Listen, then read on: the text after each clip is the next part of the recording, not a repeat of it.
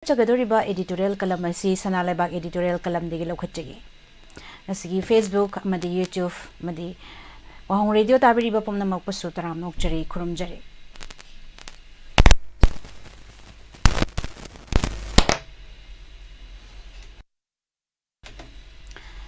GEO singna aseng bahaidorakpa Janariba sing cherak pidaba lemna tokpadi sumloi Ipaipu sing na haibiramba Wapham sing amasung makhoina puthoklamaba pauro pautak sing asi achumba Wapham hektamak oirai kanagumbagi pressure natragana thawin sindagi kanagumba mioi amana aranba tawrabasu poloida upai leiraktraba matamda achumbadu hek haidorakpagi Wapham su leire masimak Churachandpur amasung Kangpokpigi school khara Manipur lengaki Wapham amata tadana amasung khanghalamba tawdana Central Board of Secondary Education na affiliation tawbagi thaudok thoklure haujikti karam tawna kanglon yiwang mada affiliation tawbano haibado mayak sengna nongmagi hengalakle Manipurda me ahumdagi hauduna tholakkiba irang asigi matung tarakpada Kangpokpi amasung Churachandpurda leiba tongan be school kaya Central Board of Secondary Education na affiliation tawbagi wathok ama thorake Wathok adu lakpadagi lengaki Education Minister masamag Delhi da chatuna thaudok adugi matangda thijilluba matamda hairiba district ani asigi JEO na piba no objection certificate siznaraga CBS ida affiliation tawbani haiba khanglakhibani matam aduda lengaki maikaidagi masina Janariba JEO singi maduda hangbada makhoi Maduda chenaba leite makhoigi khuyek saraba tawkhiba oigani haina phongdorakhiba Wapham minister na phongdokhiba leikhibani achumba paramda yengba tarabdi state board na affiliation tawramba school ama Central Board of Secondary Education gi makhada affiliate tawge haiba tarabadi Manipur lengaki Directorate of Education Director gi thakda survey chatharaba matungda CBS ina piriba school affiliation tawba yabagi masak sing adu leirabra haiba yengbaga loinana verification chathabagi tangai fadaba leiri Director gi thakta verification chatharaba matungda leiriba verification report ado Secretariat Education Department ki makhada amuk hanna verification chatharaba matungda affiliation tawba yare haibadu minister gi thakta ayaba piraba matungda tawfam thokpani adubu haukiba numit kharanigi mamangda Churachandpur amasung Kangpokpigi school sing CBS ida affiliate tawkiba adu hairiba param sing asipum namak kanthoklamkhibani Wathok asi lakpadagi Central Board of Secondary Education yimaikai thigatlaba matungda haukiba komjali singaniga sumna kunyahumdogi December kunda CBS ina order ama tholaktuna school kunya manga da piramba adu kakthatpagi order thokiba leirabani CBS ina school sing adugi affiliation kakthat khraba matungda kupna thizin homjin bagi thabak chatharakpa matamda sahi asi January 12 da Churachandpur gi JEO Jangko Haukif Kangpokpigi JEO LinkedIn Singsit amasung Churachandpur gi Samulmlan Bloki Deputy Inspector of School Bushu Thabaktagi suspend tawkhibani Officer ahum adu thabaktagi suspend tawkhre matungdadi officer ahum adugi machindagi asengbo Wapham sing othorakpa haurakre Officer ahum aduna ngasigi makhoina tawkhiba thabaksing adu kuki MLA taruk mahairoi loop sing amasung CSO singi pressure dagi tawkhibani haibasi mayak sengna phongdorakle school sing CBS ida affiliation tawbna bagidamak NOC pibagi Wapham lakpada makhoi masana yadaba mahairoi loop sing CSO amasung apokpa mama mapadagi fawa pressure laktuna maduda khujek pihaudrabadi siba yabagi phibam lakpadagi school anigi NOC khujek pikhibani haina Churachandpur gi JEO na phongdokhiba leikre mahakpu MLA sing Ledjangmang haukif Paulinian Lan haukif Chinlungthang haukif amasung MN Khautena akanba pressure pirakpagi Wapham leikre Kangpokpigi oina su JEO masana hiram asida Kotu KSO Sadar Hills amasung Kangpokpi district ki MLA ani Nemcha Kibgen amasung Kimnio haukip hangsingi pressure dagi khuyek pikhibani haina phongdorakhiba leikre matang asida panjaning badi aranba tawriba sing haujikti asengba thorakpa hauраbanina masigi wathok asida Janariba minister MLA bu oirabasu civil society bu oirabasu namthak tawbagi ꯆꯩꯔꯥꯛꯇꯤ ꯁꯣꯏꯗꯅ ꯐꯪꯐꯝ ꯊꯣꯛꯏ ꯃꯁꯤꯒꯨꯝꯕ ꯀꯌꯥ ꯑꯁꯤ ꯆꯩꯔꯥꯛ ꯄꯤꯍꯧꯗꯕ ꯇꯥꯔꯕꯗꯤ ꯃꯇꯨꯡꯗ ꯂꯝꯗꯝꯅꯔꯛꯄ ꯌꯥꯕꯒꯤ ꯑꯣꯏꯊꯣꯛꯄ ꯂꯩ ꯍꯥꯏꯖꯅꯤꯡꯉꯤ ꯃꯁꯤꯅꯤ ꯁꯅꯥꯂꯩꯕꯥꯛ ꯏꯗꯤꯇꯣꯔꯤꯌꯦꯜ ꯀꯂꯝꯗꯒꯤ ꯂꯧꯈꯠꯆꯕ ꯃꯇꯝ ꯃꯇꯝꯒꯤ ꯋꯥꯐꯝ ꯃꯈꯥ ꯇꯥꯔꯛꯄꯗ ꯀꯪꯂꯩꯄꯥꯛꯀꯤ ꯃꯩꯔꯥꯗꯒꯤ ꯑꯃꯨꯛ ꯂꯧꯈꯠꯆꯒꯦ ꯈꯨꯅꯨꯅ ꯃꯊꯣꯡꯗ ꯀꯜꯂꯤ ꯍꯥꯏꯕꯒꯨꯝꯅ ꯇꯝꯄꯥꯛ ꯈꯛꯇꯗ ꯍꯦꯔꯣ ꯁꯥꯕꯒꯤ ꯃꯍꯨꯠꯇ ꯆꯤꯡꯗ ꯆꯠꯇꯨꯅ ꯃꯅꯤꯄꯨꯔ ꯊꯨꯒꯥꯏꯅꯕ ꯁꯤꯜꯂꯤꯕꯁꯤꯡ ꯆꯩꯔꯥꯛ ꯄꯤꯌꯨ ꯃꯔꯩꯕꯥꯛ ꯅꯤꯡꯕꯅꯤ ꯍꯥꯏꯗꯨꯅ ꯂꯩꯔꯤꯕ ꯑꯩꯈꯣꯏꯒꯤ ꯂꯩꯉꯥꯛꯂꯣꯏꯁꯤꯡ ꯑꯃꯗꯤ ꯊꯧꯗꯥ ꯇꯧꯕ ꯑꯊꯧꯕꯁꯤꯡꯅꯤ ꯍꯥꯏꯗꯨꯅ ꯂꯩꯔꯤꯕꯁꯤꯡ ꯑꯁꯤ ꯈꯨꯅꯨꯅ ꯃꯊꯣꯡꯗ ꯀꯜꯂꯤ ꯍꯥꯏꯕꯒꯨꯝ ꯇꯝꯄꯥꯛꯀꯤ ꯂꯝ ꯈꯛꯇꯗ ꯊꯧꯅꯥ ꯐꯕ ꯃꯔꯩꯕꯥꯛ ꯅꯤꯡꯕ ꯁꯥꯗꯨꯅ ꯂꯩꯕꯒꯤ ꯃꯍꯨꯠꯇ ꯏꯔꯥꯡ ꯊꯣꯛꯂꯤꯕ ꯃꯅꯤꯄꯨꯔꯒꯤ ꯆꯤꯡꯒꯤ ꯂꯝꯁꯤꯡꯗ ꯆꯪꯁꯤꯟꯗꯨꯅ ꯃꯅꯤꯄꯨꯔ ꯊꯨꯒꯥꯏꯅꯕ ꯍꯣꯠꯅꯔꯤꯕꯁꯤꯡ ꯑꯁꯤ ꯃꯥꯏꯊꯤꯕ ꯄꯤꯅꯕ ꯍꯣꯠꯅꯐꯝ ꯊꯣꯛꯏ ꯈꯨꯠꯂꯥꯏ ꯄꯥꯏꯕ ꯁꯦꯀꯨꯔꯤꯇꯤꯁꯤꯡꯅ ꯄꯨꯡ 24 ꯉꯥꯛ ꯁꯦꯟꯕꯒꯤ ꯊꯕꯛ ꯇꯧꯔꯤꯕ ꯆꯤꯞ ꯃꯤꯅꯤꯁꯇꯔꯗꯒꯤ ꯍꯧꯔꯒ ꯑꯇꯩ ꯀꯦꯕꯤꯅꯦꯠ ꯃꯤꯅꯤꯁꯇꯔꯁꯤꯡ ꯑꯃꯗꯤ MLAꯁꯤꯡ ꯇꯝꯄꯥꯛꯀꯤ ꯃꯐꯝꯁꯤꯡꯗꯒꯤ ꯍꯦꯟꯗꯣꯛꯄ ꯉꯝꯗ꯭ꯔꯦ ꯀꯌꯥꯒꯤ ꯃꯇꯤꯛ ꯁꯣꯟꯕꯒꯦ ꯍꯥꯏꯕꯕꯨ ꯀꯥꯡꯆꯨꯞ ꯀꯗꯥꯡꯕꯟ ꯁꯦꯟꯖꯝ ꯆꯤꯔꯥꯡ ꯑꯃꯗꯤ ꯕꯤꯁꯅꯨꯄꯨꯔ ꯗꯤꯁꯇ꯭ꯔꯤꯛꯀꯤ ꯇꯝꯄꯥꯛ ꯑꯃꯗꯤ ꯆꯤꯡꯒ ꯂꯣꯟꯅꯕ ꯃꯐꯝꯁꯤꯡꯗ ꯀꯨꯀꯤ ꯃꯤꯂꯤꯇꯦꯟꯁꯤꯡꯅ ꯌꯥꯝꯅ ꯇꯣꯏꯅ ꯃꯩꯇꯩꯁꯤꯡꯗ ꯅꯣꯡꯃꯩ ꯀꯥꯞꯁꯤꯟꯗꯨꯅ ꯂꯥꯟꯗꯥꯔꯛꯂꯕ ꯐꯥꯎꯕ ꯇꯛꯊꯣꯛꯆꯕ ꯐꯥꯎꯕ ꯉꯝꯗ꯭ꯔꯦ ꯄꯨꯝꯅꯃꯛ ꯑꯁꯤꯒꯤ ꯃꯊꯛꯇ ꯚꯥꯔꯠ ꯂꯩꯉꯥꯛꯅ ꯊꯥꯔꯛꯂꯤꯕ ꯁꯦꯟꯇ꯭ꯔꯦꯜ ꯐꯣꯔꯁꯁꯤꯡ ꯑꯁꯤꯒꯤ ꯇꯧꯐꯝ ꯊꯣꯛꯄ ꯊꯧꯗꯥꯡ ꯑꯗꯨ ꯆꯞ ꯆꯥꯅ ꯂꯧꯍꯟꯕꯁꯨ ꯑꯃꯁꯨꯡ ꯃꯅꯤꯄꯨꯔ ꯂꯩꯉꯥꯛꯅ ꯉꯝꯗ꯭ꯔꯦ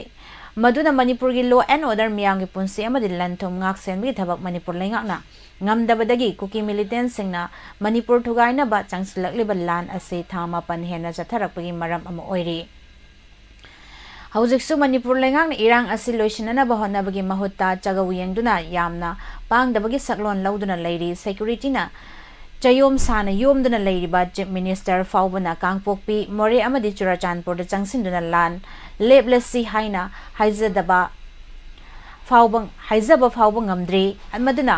ꯈꯨꯅꯨꯅ ꯃꯊꯣꯡꯗ ꯀꯜꯂꯤ ꯍꯥꯏꯕꯒꯨꯝ ꯏꯝꯐꯥꯜꯒꯤ ꯗꯤꯁꯇ꯭ꯔꯤꯛ ꯈꯔ ꯈꯛꯇꯗ ꯃꯔꯩꯕꯥꯛ ꯅꯤꯡꯕ ꯍꯦꯔꯣ ꯁꯥꯗꯨꯅ ꯂꯩꯕ ꯑꯁꯤꯅꯗꯤ ꯃꯅꯤꯄꯨꯔꯒꯤ ꯏꯔꯥꯡ ꯑꯁꯤ ꯂꯣꯏꯁꯤꯟꯕ ꯉꯝꯂꯣꯏ ꯍꯥꯏꯕꯁꯤ ꯈꯪꯐꯝ ꯊꯣꯛꯏ ꯍꯧꯖꯤꯛ ꯐꯥꯎꯕꯗ ꯚꯥꯔꯠ ꯂꯩꯉꯥꯛꯅ ꯃꯅꯤꯄꯨꯔꯗ ꯊꯣꯛꯂꯤꯕ ꯏꯔꯥꯡ ꯑꯁꯤ ꯂꯣꯏꯁꯤꯟꯅꯅꯕ ꯍꯣꯠꯅꯕ ꯃꯅꯤꯄꯨꯔ ꯂꯩꯉꯥꯛꯅ ꯉꯝꯗ꯭ꯔꯤꯕꯁꯤ ꯀꯔꯤꯒꯤꯅꯣ ꯍꯥꯏꯕꯁꯤ ꯂꯩꯕꯥꯛ ꯃꯤꯌꯥꯝꯒꯤ ꯑꯃꯠꯇ ꯉꯥꯏꯔꯕ ꯋꯥꯍꯪ ꯑꯣꯏꯔꯤꯕꯅꯤ ꯂꯩꯕꯥꯛ ꯊꯨꯒꯥꯏꯅꯕ ꯌꯦꯛꯅꯕꯁꯤꯡꯁꯨ ꯊꯦꯡꯅꯒꯅꯤ ꯆꯥꯎꯈꯠ ꯊꯧꯔꯥꯡꯒꯤ ꯊꯕꯛꯁꯨ ꯂꯦꯞꯇꯅ ꯄꯥꯏꯈꯠꯀꯅꯤ ꯍꯥꯏꯅ ꯆꯤꯞ ꯃꯤꯅꯤꯁꯇꯔꯅ ꯏꯆꯪ ꯊꯧꯅ ꯂꯩꯕ ꯃꯤꯌꯥꯝꯒꯤ ꯃꯐꯝꯗ ꯐꯣꯡꯗꯣꯛꯈ꯭ꯔꯕꯁꯨ ꯃꯅꯤꯄꯨꯔ ꯊꯨꯒꯥꯏꯅꯕ ꯍꯣꯠꯅꯔꯤꯕ ꯑꯐꯣꯡꯕ ꯌꯦꯛꯅꯕꯁꯤꯡ ꯑꯁꯤ ꯀꯔꯤꯒꯤꯗꯃꯛꯇ ꯃꯥꯏꯊꯤꯕ ꯄꯤꯕ ꯉꯝꯗ꯭ꯔꯤꯕꯅꯣ ꯏꯐꯣꯡ ꯐꯣꯡꯅ ꯃꯅꯤꯄꯨꯔꯒꯤ ꯑꯄꯨꯟꯕꯒꯤ ꯁꯛꯇꯝ ꯊꯨꯒꯥꯏꯔꯒ ꯀꯨꯀꯤꯁꯤꯡꯒꯤ ꯑꯣꯏꯕ ꯁꯦꯄꯔꯦꯠ ꯑꯦꯗꯃꯤꯅꯤꯁꯇ꯭ꯔꯦꯁꯟ ꯁꯦꯝꯅꯕ ꯍꯣꯠꯅꯔꯤꯕ ꯀꯨꯀꯤ MLA 10 ꯐꯥꯎꯕ ꯃꯅꯤꯄꯨꯔ ꯂꯩꯉꯥꯛꯅ ꯑꯏꯕ ꯑꯥꯏꯟꯒꯤ ꯃꯇꯨꯡ ꯏꯟꯅ ꯄꯤꯐꯝ ꯊꯣꯛꯄ ꯆꯩꯔꯥꯛ ꯑꯗꯨ ꯄꯤꯕ ꯉꯝꯗꯅ ꯂꯩꯔꯤꯕ ꯑꯁꯤꯅ ꯇꯥꯛꯄꯗꯤ ꯂꯩꯉꯥꯛ ꯑꯁꯤ ꯈ꯭ꯋꯥꯏꯗꯒꯤ ꯁꯣꯟꯕ ꯂꯩꯉꯥꯛꯅꯤ ꯍꯥꯏꯕꯗꯨ ꯇꯥꯛꯄꯅꯤ ꯃꯔꯩꯕꯥꯛ ꯊꯨꯒꯥꯏꯅꯕ ꯍꯣꯠꯅꯕ ꯑꯐꯣꯡꯕ ꯌꯦꯛꯅꯕ ꯈꯪꯅ ꯃꯈꯣꯏꯒꯤ ꯃꯊꯛꯇ ꯀꯔꯤꯒꯨꯝꯕ ꯊꯕꯛ ꯑꯃꯠꯇ ꯄꯥꯏꯈꯠꯄ ꯉꯝꯗꯅ ꯂꯩꯕ ꯍꯥꯏꯕꯁꯤ ꯈ꯭ꯋꯥꯏꯗꯒꯤ ꯄꯥꯡꯗꯕ ꯂꯩꯉꯥꯛꯅꯤ ꯍꯥꯏꯅ ꯂꯧꯕ ꯌꯥꯏ ꯍꯧꯖꯤꯛ ꯃꯅꯤꯄꯨꯔꯗ ꯊꯣꯛꯂꯤꯕ ꯂꯥꯜ ꯑꯁꯤ ꯂꯣꯏꯁꯤꯟꯕ ꯍꯥꯏꯕꯁꯤ ꯃꯅꯤꯄꯨꯔ ꯃꯤꯌꯥꯝꯒꯤ ꯑꯄꯥꯝꯕꯅꯤ ꯂꯥꯜ ꯃꯔꯛ ꯑꯁꯤꯗ ꯆꯤꯞ ꯃꯤꯅꯤꯁꯇꯔ ꯃꯁꯥꯃꯛ ꯌꯨꯅꯤꯌꯟ ꯍꯣꯝ ꯃꯤꯅꯤꯁꯇꯔꯅ ꯀꯧꯗꯨꯅ ꯗꯤꯜꯂꯤꯗ ꯆꯠꯂꯨꯔꯦ ꯎꯅꯗꯨꯅ ꯋꯥꯔꯤ ꯁꯥꯟꯅꯔꯨꯔꯦ ꯍꯥꯏꯕꯁꯨ ꯂꯩꯕꯥꯛ ꯃꯤꯌꯥꯝ ꯄꯨꯝꯅꯃꯛ ꯈꯪꯂꯦ ꯑꯗꯨꯕꯨ ꯀꯔꯝꯕ ꯋꯥꯔꯤ ꯁꯥꯟꯅꯔꯛꯂꯕꯒꯦ ꯍꯥꯏꯕꯗꯨꯗꯤ ꯉꯁꯤ ꯐꯥꯎꯕꯗ ꯃꯅꯤꯄꯨꯔ ꯃꯤꯌꯥꯝꯗ ꯏꯆꯪ ꯊꯧꯅ ꯃꯔꯩꯕꯥꯛ ꯅꯤꯡꯕ ꯆꯤꯞ ꯃꯤꯅꯤꯁꯇꯔꯅ ꯍꯥꯏꯗꯣꯛꯄ ꯉꯝꯗꯅ ꯉꯝꯗꯕ ꯑꯁꯤ ꯀꯔꯤꯒꯤꯅꯣ ꯀꯌꯥꯝ ꯀꯨꯏꯅ ꯂꯩꯕꯥꯛ ꯃꯤꯌꯥꯝꯗ ꯑꯁꯨꯝ ꯄꯥꯎꯈꯣꯡ ꯆꯟꯗꯨꯅ ꯂꯩꯈꯤꯒꯗꯧꯔꯤꯕꯅꯣ ꯍꯧꯖꯤꯛꯀꯤ ꯃꯇꯝ ꯑꯁꯤꯗꯤ ꯄꯥꯎꯈꯣꯡ ꯆꯟꯕꯒꯤ ꯃꯇꯝ ꯅꯠꯇꯦ ꯚꯥꯔꯠ ꯂꯩꯉꯥꯛꯅ ꯆꯜꯂꯤꯕ ꯄꯥꯎꯈꯣꯡ ꯃꯅꯤꯄꯨꯔ ꯂꯩꯉꯥꯛꯅ ꯐꯣꯡꯍꯟꯕ ꯉꯝꯕꯒꯤ ꯃꯇꯝꯅꯤ ꯃꯗꯨꯅ ꯆꯤꯞ ꯃꯤꯅꯤꯁꯇꯔꯗꯒꯤ ꯍꯧꯔꯒ ꯑꯩꯈꯣꯏꯒꯤ ꯂꯩꯉꯥꯛꯂꯣꯏ ꯑꯣꯏꯔꯤꯕ ꯃꯤꯅꯤꯁꯇꯔ MLAꯁꯤꯡꯅ ꯈꯨꯅꯨꯅ ꯃꯊꯣꯡꯗ ꯀꯜꯂꯤ ꯍꯥꯏꯗꯨꯅ ꯇꯝꯄꯥꯛꯀꯤ ꯗꯤꯁꯇ꯭ꯔꯤꯛ ꯈꯔꯗ ꯃꯔꯩꯕꯥꯛ ꯅꯤꯡꯕ ꯍꯦꯔꯣ ꯁꯥꯗꯨꯅ ꯂꯩꯔꯒ ꯃꯅꯤꯄꯨꯔ ꯊꯨꯒꯥꯏꯅꯕ ꯍꯣꯠꯅꯔꯤꯕ ꯑꯐꯣꯡꯕ ꯌꯦꯛꯅꯕꯁꯤꯡ ꯃꯥꯏꯊꯤꯕ ꯄꯤꯕ ꯉꯝꯗ꯭ꯔꯤꯕꯁꯤ ꯌꯥꯝꯅ ꯂꯥꯜꯂꯤ ꯍꯦꯔꯣꯗꯤ ꯍꯦꯔꯣ ꯑꯣꯏꯕꯒꯤ ꯊꯕꯛ ꯄꯥꯡꯊꯣꯛꯀꯗꯕꯅꯤ ꯃꯔꯩꯕꯥꯛ ꯅꯤꯡꯕ ꯁꯥꯔꯒ ꯃꯔꯩꯕꯥꯛ ꯃꯤꯌꯥꯝꯕꯨ ꯑꯋꯥꯕꯒꯤ ꯏꯄꯥꯛꯇ ꯇꯥꯍꯟꯗꯨꯅ ꯑꯁꯨꯝ ꯊꯝꯕ ꯇꯥꯔꯕꯗꯤ ꯃꯔꯩꯕꯥꯛ ꯅꯤꯡꯕ ꯁꯥꯕꯁꯤꯡꯒꯤ ꯃꯊꯛꯇ ꯂꯩꯕꯥꯛ ꯃꯤꯌꯥꯝꯅ ꯀꯔꯝꯕ ꯈꯣꯡꯖꯪ ꯆꯪꯁꯤꯜꯂꯛꯀꯗꯒꯦ ꯍꯥꯏꯕꯗꯨꯁꯨ ꯑꯩꯈꯣꯏꯒꯤ ꯃꯔꯩꯕꯥꯛ ꯅꯤꯡꯁꯤꯡꯕ ꯂꯩꯉꯥꯛꯂꯣꯏꯁꯤꯡꯅ ꯈꯪꯐꯝ ꯊꯣꯛꯏ ꯃꯁꯤꯅꯤ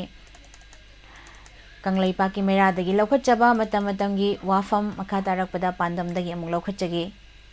ꯁꯥꯔꯤꯉꯩꯗ ꯌꯩꯍꯧꯁꯤ ꯂꯩꯉꯥꯛ ꯂꯩꯔꯤ ꯈꯪꯍꯟꯁꯤ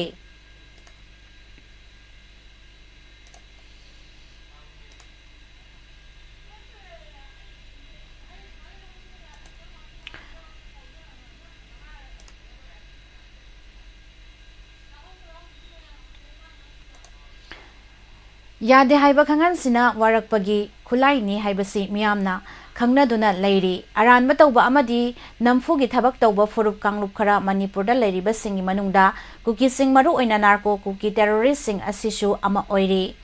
ꯃꯃꯥꯡ ꯆꯍꯤꯒꯤ ꯃꯦ 3 ngasi ꯐꯥꯎꯕꯒꯤ ꯃꯇꯝ ꯊꯥ 10 ꯐꯥꯔꯛꯂꯕ ꯏꯔꯥꯡ ꯑꯁꯤ ꯍꯧꯗ꯭ꯔꯤꯉꯩ ꯃꯇꯝ ꯍꯥꯏꯕꯗꯤ ꯏꯪ 2018ꯒꯤ ꯃꯦ 3ꯒꯤ ꯃꯃꯥꯡꯗꯒꯤ ꯍꯧꯅ ꯂꯝꯗꯝ ꯑꯁꯤꯗ ꯑꯔꯥꯟꯕ ꯇꯧꯕ ꯃꯤꯅꯝꯕ ꯉꯥꯡꯕ ꯑꯔꯥꯟꯕ ꯄꯨꯋꯥꯔꯤ ꯁꯦꯝꯂꯒ ꯂꯝ ꯃꯨꯟꯒꯦ ꯊꯧꯔꯥꯡꯕ ꯅꯆꯥ ꯂꯧꯊꯣꯛꯎ ꯏꯆꯥ ꯁꯨꯝꯒꯦ ꯂꯧ ꯃꯄꯨ ꯌꯣꯡꯅ ꯇꯥꯟꯕꯒꯤ ꯊꯧꯑꯣꯡ ꯑꯗꯨꯗ ꯂꯥꯛꯈ꯭ꯔꯕ ꯐꯨꯔꯨꯞ ꯀꯥꯡꯂꯨꯞꯅꯤ ꯍꯥꯏꯕꯁꯤ ꯂꯝꯗꯝ ꯑꯁꯤꯒꯤ ꯃꯤꯌꯥꯝ ꯃꯔꯨꯑꯣꯏꯅ ꯌꯦꯜꯂꯧꯃꯤꯁꯤꯡ ꯆꯤꯡꯃꯤ ꯇꯝꯃꯤꯁꯤꯡꯅ ꯃꯇꯝ ꯁꯥꯡꯅ ꯈꯪꯅꯗꯨꯅ ꯂꯥꯛꯈ꯭ꯔꯕꯅꯤ ꯑꯁꯤꯒꯨꯝꯕ ꯐꯨꯔꯨꯞ ꯀꯥꯡꯂꯨꯞ ꯑꯁꯤꯒꯤ ꯃꯅꯨꯡꯗ ꯂꯥꯏꯔꯤꯛ ꯂꯥꯏꯁꯨ ꯍꯩꯕ ꯂꯩꯉꯥꯛꯀꯤ ꯊꯕꯛ ꯇꯧꯕ ꯃꯤꯑꯣꯏ ꯀꯌꯥꯁꯨ ꯉꯁꯤꯒꯤ ꯁ꯭ꯇꯦꯠ ꯑꯁꯤꯗ ꯂꯩꯔꯛꯂꯤ ꯃꯈꯣꯏꯁꯤꯡ ꯑꯗꯨꯁꯨ ꯐꯠꯇꯕ ꯇꯧꯕ ꯃꯤꯑꯣꯏꯕ ꯐꯨꯔꯨꯞꯁꯤꯡ ꯑꯗꯨꯒꯤ ꯃꯅꯨꯡ ꯆꯟꯕꯗꯒꯤ ꯑꯔꯥꯟꯕꯗ ꯌꯨꯝꯐꯝ ꯑꯣꯏꯕ ꯊꯕꯛ ꯊꯧꯑꯣꯡꯁꯤꯡ ꯇꯧꯕꯗ ꯌꯥꯎꯁꯤꯜꯂꯛꯄꯗꯒꯤ ꯏꯟꯗꯤꯌꯥ ꯂꯩꯉꯥꯛꯀꯤ ꯑꯃꯗꯤ ꯃꯅꯤꯄꯨꯔ ꯂꯩꯉꯥꯛꯀꯤ ꯊꯕꯛ ꯇꯧꯕꯒꯤ ꯀꯥꯡꯂꯣꯟ ꯀꯥꯏꯕ ꯊꯕꯛ ꯇꯧꯕ ꯌꯥꯎꯔꯛꯄꯗꯒꯤ ꯄꯥꯎꯁꯤꯡ ꯀꯌꯥꯃꯨꯛ ꯃꯅꯤꯄꯨꯔꯒꯤ ꯃꯤꯌꯥꯝꯅ ꯇꯥꯟꯅꯗꯨꯅ ꯉꯁꯤ ꯐꯥꯎꯕ ꯂꯩꯅꯔꯤ ꯃꯈꯣꯏꯁꯤꯡ ꯑꯗꯨꯒꯤ ꯃꯅꯨꯡꯗ ꯂꯩꯉꯥꯛꯀꯤ ꯁ꯭ꯀꯨꯜ ꯍꯥꯏꯕꯗꯤ ꯃꯅꯤꯄꯨꯔꯒꯤ ꯏꯖꯨꯀꯦꯁꯟ ꯗꯤꯄꯥꯔꯠꯃꯦꯟꯇ ꯊꯕꯛ ꯇꯧꯕ ZEO ꯑꯃꯗꯤ DI ꯑꯣꯏꯅ ꯃꯈꯣꯏꯅ ꯀꯥꯡꯂꯣꯟ ꯀꯥꯏꯅ ꯃꯊꯧ ꯄꯥꯡꯊꯣꯛꯂꯨꯕꯗꯒꯤ ꯆꯩꯔꯥꯛ ꯑꯣꯏꯅ ꯁꯁꯄꯦꯟ ꯆꯠꯈꯤꯕꯁꯤꯡ ꯑꯗꯨꯅ ꯃꯈꯣꯏꯁꯨ ꯁꯁꯄꯦꯟꯒꯤ ꯍꯪꯒꯠꯅꯕ ꯆꯦꯔꯣꯜ ꯃꯔꯤ ꯂꯩꯅꯕ ꯃꯀꯣꯛ ꯊꯣꯡꯕ ꯑꯣꯐꯤꯁꯥꯔ ꯑꯃꯗꯤ ꯃꯤꯅꯤꯁꯇꯔꯗ ꯄꯤꯔꯛꯄꯒꯤ ꯄꯥꯎꯁꯤꯡ ꯇꯥꯟꯅꯔꯛꯄꯗ ꯃꯈꯣꯏꯕꯨ ꯈꯪꯍꯜꯂꯒ ꯅꯝꯗꯨꯅ ꯑꯔꯥꯟꯕ ꯊꯕꯛ ꯍꯥꯏꯕꯗꯤ ꯀꯥꯡꯂꯣꯟ ꯂꯥꯟꯅ ꯊꯕꯛ ꯇꯧꯈꯤꯕ ꯃꯔꯝꯁꯤꯡ ꯀꯌꯥꯃꯨꯛ ꯍꯥꯏꯖ ꯆꯦꯔꯣꯜꯗ ꯌꯥꯎꯔꯛꯄꯒꯤ ꯊꯧꯑꯣꯡꯁꯤꯡ ꯌꯥꯎꯔꯛꯂꯤ ꯃꯁꯤꯗ ꯌꯥꯝꯅ ꯂꯨꯔꯤꯕꯗꯤ ꯃꯈꯣꯏꯅ ꯅꯝꯗꯨꯅ ꯀꯥꯡꯂꯣꯟ ꯂꯥꯟꯅ ꯃꯊꯧ ꯄꯥꯡꯊꯣꯛꯅꯕ ꯇꯛꯁꯤꯟꯕꯒꯤ ꯆꯦꯔꯣꯜ ꯄꯤꯔꯛꯄ ꯀꯨꯀꯤ MLAꯁꯤꯡꯒꯤ ꯃꯅꯨꯡꯗ ꯍꯧꯖꯤꯛ ꯃꯤꯅꯤꯁꯇꯔ ꯑꯣꯏꯔꯤꯕꯁꯤꯡꯒꯤ ꯃꯅꯨꯡꯗ ꯅꯦꯝꯆꯥ ꯀꯤꯞꯒꯦꯟꯒꯤ ꯑꯏꯕ ꯆꯦꯔꯣꯜ ꯌꯥꯎꯔꯛꯄꯒꯤ ꯋꯥꯐꯝ ꯌꯥꯎꯔꯛꯄ ꯑꯁꯤꯗ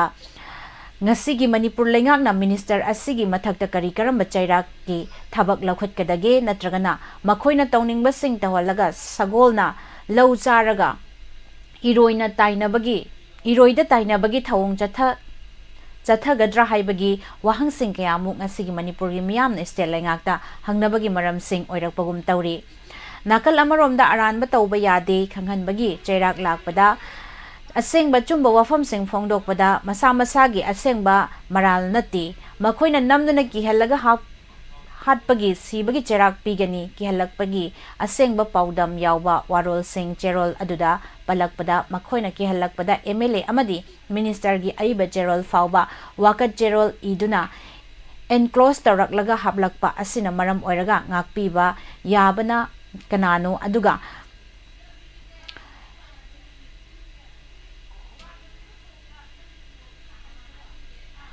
ꯑꯗꯨꯒ ꯉꯥꯛꯄꯤꯕ ꯌꯥꯗꯕꯅ ꯀꯅꯥꯅꯣ ꯍꯥꯏꯕꯗꯨ ꯃꯇꯥꯡ ꯆꯥꯔꯤꯉꯩꯗ ꯁꯥꯔꯤꯉꯩꯗ ꯌꯩꯍꯧ ꯍꯥꯏꯕ ꯃꯩꯇꯩꯒꯤ ꯏꯄꯥ ꯏꯄꯨꯒꯤ ꯄꯥꯎꯔꯧ ꯑꯗꯨ ꯅꯤꯡꯁꯤꯡꯂꯒ ꯃꯇꯥꯡ ꯆꯥꯅ ꯌꯥꯗꯦ ꯍꯥꯏꯕ ꯈꯪꯍꯟꯕ ꯃꯈꯣꯏ ꯑꯔꯥꯟꯕ ꯇꯧꯕ ꯄꯨꯝꯅꯃꯛ ꯍꯟꯗꯛꯀꯤ ꯃꯇꯥꯡ ꯑꯁꯤꯗ ꯌꯩꯕ ꯌꯥꯕ ꯌꯩꯍꯧꯕꯅ ꯉꯁꯤ ꯊꯣꯛꯍꯟꯅꯤꯡꯗꯕ ꯊꯧꯗꯣꯛ ꯊꯥ 10 ꯐꯥꯔꯛꯂꯕ ꯏꯔꯥꯡꯅ ꯇꯪꯗꯨ ꯂꯩꯇꯥꯗ꯭ꯔꯕ ꯑꯁꯤꯕꯨ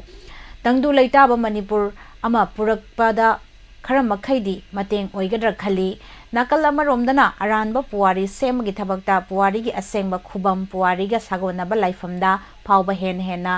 ꯌꯩꯈꯥꯏ ꯊꯤꯟꯒꯥꯏꯕꯒꯤ ꯊꯕꯛ ꯆꯠꯊꯔꯤꯕ ꯆꯤꯡꯃꯤ ꯇꯝꯃꯤ ꯌꯦꯜꯍꯧꯃꯤꯁꯤꯡꯒꯤ ꯂꯥꯏꯐꯝꯂꯦꯟꯗ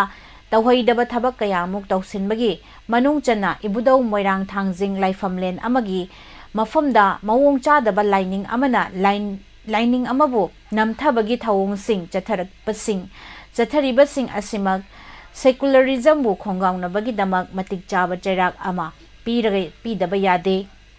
ꯍꯥꯏꯕꯗꯨꯃꯛ ꯃꯇꯥꯡ ꯆꯥꯅ ꯑꯊꯨꯕꯗ ꯄꯤꯍꯧꯕꯅ ꯃꯈꯥ ꯇꯥꯅ ꯁ꯭ꯇꯦꯠ ꯑꯁꯤꯗ ꯀꯥ ꯍꯦꯟꯕ ꯐꯠꯇꯕ ꯊꯕꯛ ꯇꯧꯕꯗꯒꯤ ꯈꯔ ꯃꯈꯩꯗꯤ ꯍꯟꯊꯒꯗꯕ ꯃꯥꯜꯂꯤ ꯃꯔꯝ ꯑꯗꯨꯅ ꯃꯇꯥꯡ ꯆꯥꯔꯤꯉꯩꯗ ꯁꯥꯔꯤꯉꯩꯗ ꯌꯩꯍꯧꯔꯒ ꯃꯇꯤꯛ ꯆꯥꯕ ꯆꯩꯔꯥꯛ ꯄꯤꯔꯒ ꯂꯩꯉꯥꯛ ꯂꯩꯔꯤ ꯈꯪꯍꯟꯁꯤ ꯃꯁꯤꯅꯤ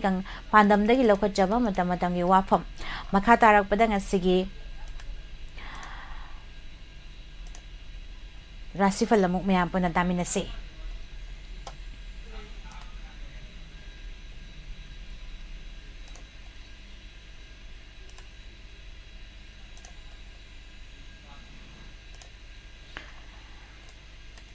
ꯃꯦꯁ ꯔꯥꯁꯤ ꯂꯧꯁꯤꯡ ꯈꯔ ꯋꯥꯠꯂꯁꯨ ꯑꯔꯤꯕ ꯊꯕꯛ ꯄꯥꯡꯒꯅꯤ ꯑꯐꯕ ꯃꯤꯡꯆꯠ ꯐꯪꯒꯅꯤ ꯄꯣꯔꯝ ꯁꯤꯟꯗꯣꯛꯄ ꯊꯣꯏꯗꯣꯛꯅ ꯍꯩꯒꯅꯤ ꯌꯦꯛꯅꯕ ꯉꯝꯒꯅꯤ ꯂꯩꯁꯥ ꯄꯥꯈꯪꯁꯤꯡꯒꯤ ꯑꯣꯏꯅ ꯃꯇꯝ ꯈꯔ ꯂꯧ Bris Rashi Haksang nungaiba heli miyanga mari fagalani lam chatpa afaba mahai fangani arabaga mari fagani ahib sabadi saganu lesha pakhang singi oina maridi fagatkani Mithun Rashi ningba thongba nachak naral chakhotpa amadi michang leiba numitni charang narabadi kainagani anam talasu henna mina laksakhini lesha pakhang singi oina warongnaba leigani Karkat Rashi wayamna nganglaba amadi asawbana mangwai naraba chopa amadi nungsha thiba yaba yai khantharaga pangbadi chauna mai pakani lesha pakhang singi oina ningjaba thongani Singha Rashi lausing tansinba matang chai nacha nanai gi lamda pukning penjagani achumbana mangwainau safagani miwa thazaraba manglani lesha pakhang singi oina matam khara ngayu Kanya Rashi chingnaganu nachak naral chakhotkani miyamna pamnaba thabakna mangwainau soidana mai pakani ai mangai khalladi mikhadum pongani lesha pakhang singi oina nushibana di chale Tola Rashi napal asawba amadi khatnaba yade pumnamakta mangani adubu ningbadi soidana thongani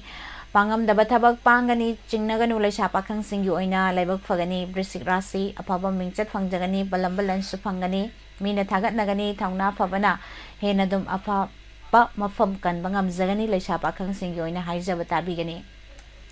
Dhanu Rashi pungning penna oijaba numitni haksang nungaibata natana lausing su fazana thokani marup mapangadi lana khanagani le kizagani lesha pakhang singi oina nungshibana chale Makar Rashi pungning fathana thau panggadaba numitni lausing soli naitom wa tukkanu lausing chawbagi wa tandrabadi chading hengani lesha pakhang singi oina matam khara lauko Kumbh Rashi oija oithak yamna phangani afaba mingsasu hanagum phangani asawbadi fathau natrabadi mangjagani ngang sakpadi pakjagani lesha pakhang singi oina mai pakani Aroibada Mina Rashi nachananagi matengna afaba thabak pangani landabana naral chakhotkani lange khanganu apha apun nangdanaba honau lesha pakhang singi oina laibak phagani masini pujarakli bangasigi matamgi Wapham amadi Rashi Phal Ngasigi Wahong Radio 90.0 MHz tabiriba amadi YouTube live talaibiriba TV channel ISCOM na midyang tabiriba Facebook page ta midyang tabiriba pumnamakpu Nirmala thangjamna amuka na khurumjari makha tarakpada ngasigi nungtigi fongliba pau se singdagi lokthok saba maroiba pau Pusparani Laishram dabi taba phangbigani Mayambo amuka hana